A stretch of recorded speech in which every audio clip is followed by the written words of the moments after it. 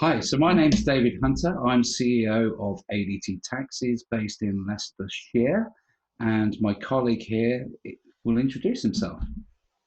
My name's John Gardner, and I joined David with ADT a year ago. That's it. And John came on board as a director and has helped us to expand the business by 300 cars and has also been the key person in attracting our investment from MBH Corporation PLC. And we've got a very exciting future planned, haven't we, John? Yes, we have, David. I've actually put 42 companies together over my career of 30 years, starting off with some of you guys that would know me from the VCar Southwest company, which I started in 1989 and grew up to 1,300 cars. So we aim to do much the same nationwide. Yeah, what the plan is now, we have the backing of a corporation PLC. We're looking to build a taxi network because traditionally these American apps have come into the marketplace, not mentioning any names, but have operated without making any profit. However, we know the private hire sector, which is unique to this country, being private hire, has traditionally always made a profit to survive. We've had no, in the past, backing from big banks, and so every company makes money.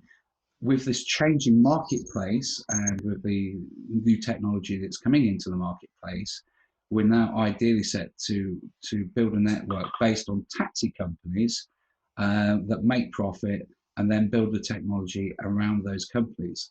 So John's been out on the road and is making contact with taxi companies that are seeking investment or owners are looking to retire and get out of the business or are just looking for some advice. So John, can you briefly tell us about what you've been up to there? Yeah, as David has said, I've over my 30 years, I've managed to integrate, merge, and acquisition over 42 companies. But there's a normal theme that runs through these companies when I meet an owner, and the first thing I say to them, "What is your exit strategy?"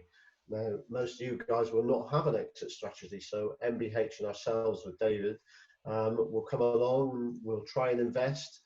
If you want to exit, we can exit you. We have expert people around the country that will take over once you've handed over. But again, I'll say to most of you guys and ladies, don't have an exit strategy. We're here to help. Come and have a chat with us. Okay, so if there's a company out there, it doesn't matter how large or small, and they wanted to investigate this, what is the process, John? Obviously, they can contact us on the links below, or that will be on this video. But what is the process to getting them on board and or for them to investigate? Well, I think the first thing, David, is to email us at the email addresses that you've advertised. Let's have an informal chat, first of all, either on Zoom or a phone call. I think COVID has made people think about where their future is, and a lot of companies have been damaged. Well, we understand that, MBH and Take Me. So if there's a future there, let us have a look at it, see what we can do for you. But certainly everything has changed in the world, and we can jump on a call and investigate whether we can do something for you. Absolutely, and we've had a lot of inquiries already, haven't we? And a few companies in the pipeline. Yeah, I've got 42 on my books at the moment that we have to deal with in the next month. But we have plenty of people. MBH are a very strong company, so we have plenty of people to deal with it. We'll filter it through. Myself and David are very much the taxi men.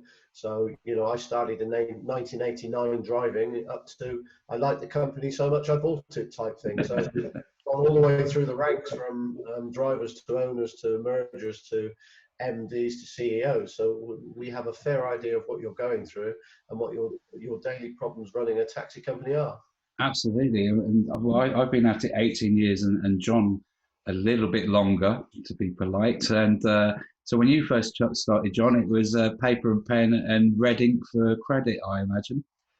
I've got to say, David, I'm still paper and pen. Yeah, and part of the future, I think, the way I see the future is obviously these apps are great, and the students use them a lot, but there's still a hell of a lot of people out there that prefer to call on the phone. And a lot of taxi bookings aren't just from A to B. There's complications. There's buyers. There's little instructions, via cash point machine, which an app can't cope with. So I think that the benefit of the private hire industry, we've still got that service. Our USP is we take calls, but also we have access to the same technology. And so therefore, what we're trying to do is build a national network, which eventually will be rebranded as TakeMe. But we're going to embrace the knowledge of the local operator. And where possible, it's up to the owners, of course, keep those key personnel in. And so the idea is when John is speaking to some of these owners and they come on board, it really is their choice, isn't it, John? And if they have any competitors in the area, they are now able and have the financial structure and backing to buy out their competitors or join forces. And I think it's the way forward, isn't it? Yeah, well, I think, David, I'll take Swindon, for example. There was 24 competitors when I landed in Swindon in 1989. There's probably 3 now. And actually, if you speak to the pre-owners of those, some of them are still working. You'll understand 50, 70, 80 cars are very vulnerable to what's going on in the world now and what's going on in the future. You've only got to look at the Autocab Uber acquisitions going on to say that we have to protect ourselves, and bigger and together is much better in this industry. Absolutely. Sharing expertise and technology and a wealth of experience with these owners and so on. As you say, they are taxi men like ourselves and understand the market. So there you have it. If you need any more information, then please follow us, use the link below or at the end of this video, and get in touch with us for that informal chat.